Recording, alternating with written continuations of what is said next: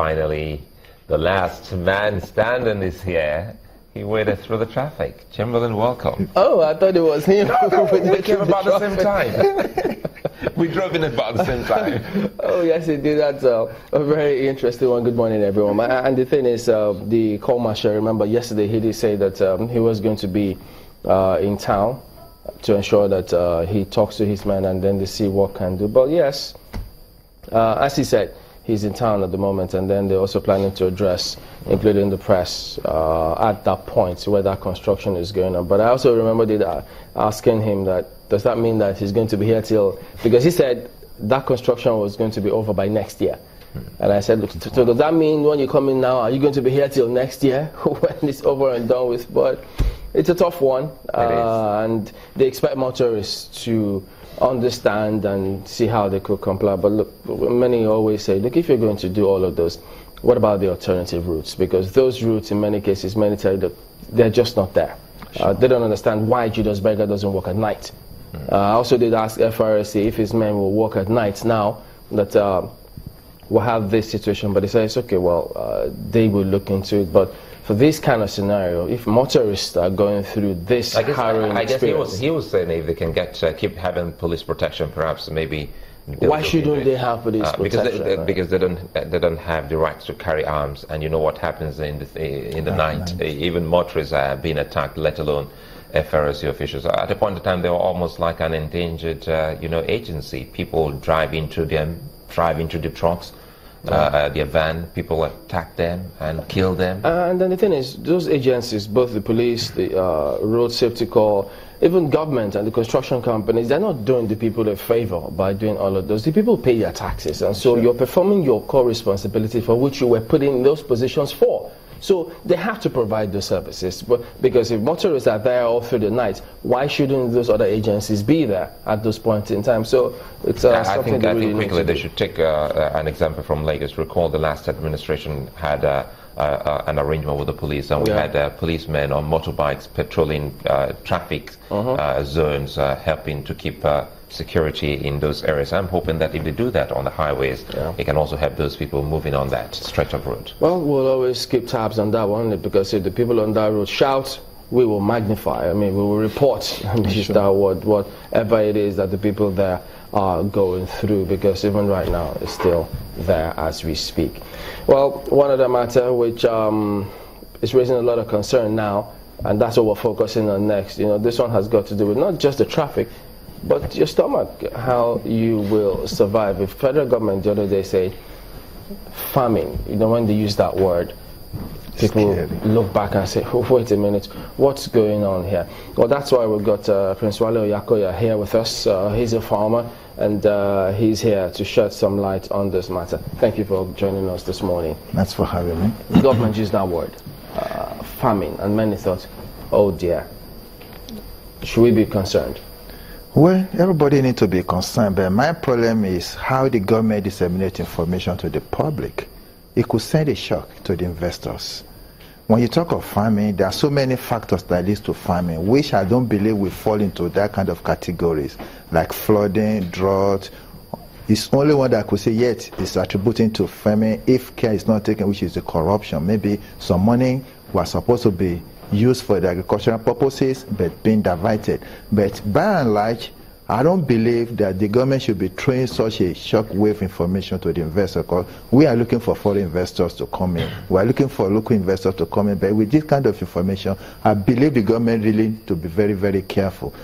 There could be a food crisis, but not to the extent of famine. And we've been talking about food crisis for heaven knows that even during the past administration, we've been on this thing for so long. It's only we just need a government that is going to be listening to people and having people's oriented policy, so that whatever they do, they have to be concerned that there's millions of people that is affected by whatever the policy or decision they make.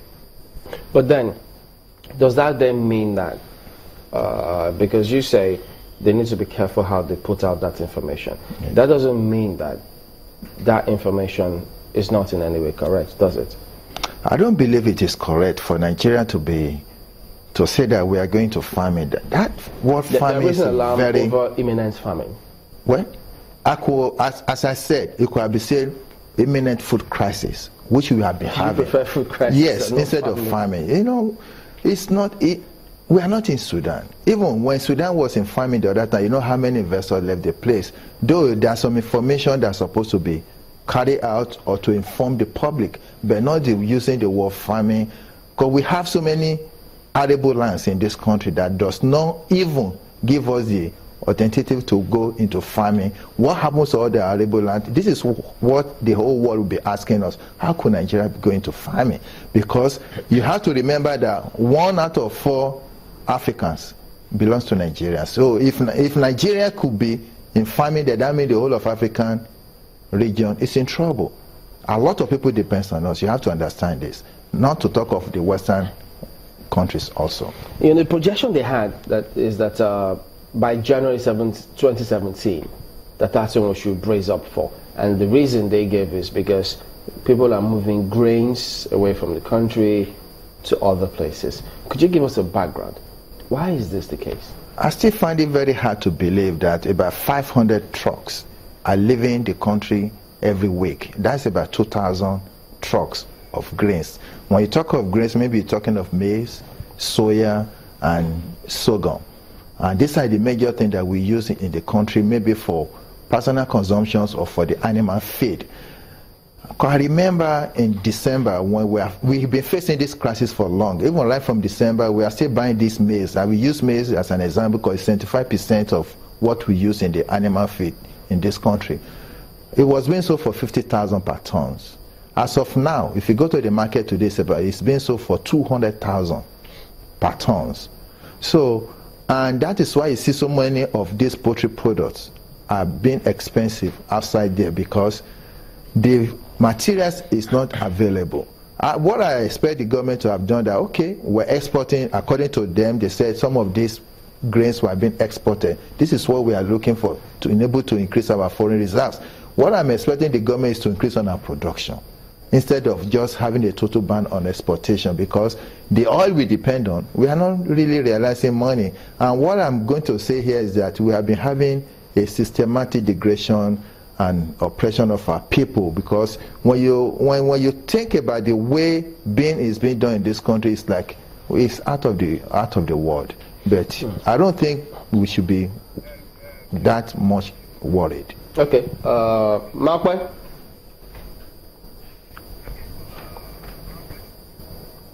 Well, I hear we're about to take a moment now, so perhaps we will go on that break before we'll take the question. Well, we're not going on the break yet. We still have a few minutes to go to that break. Why do you think it's not famine, it's a food crisis? You still think that a lot of people are already into farming food production for the people, to the extent that we are not taking most of the produce out of the country? That is my own observations, because you can see that most of the states have really improved on the agricultural processing or production. In fact, that is why it is surprising to many, because you see what is happening in Anambra, what is happening in Kebbi, even Lagos has some plans. Yes, even Ebonyi or kind of Adamawa, Niger, there have been a lot of increase in production. What is really happening is that we are not really adding value to what we are producing. And that is why you see that most people that are taking some of this grain out, what do? They take it out there for processing. And by the time they process into conflicts and other things, they bring it back to us at a very exorbitant price. You'll break it down in a moment. Why are we not adding value? But that's when we return. Do join us again.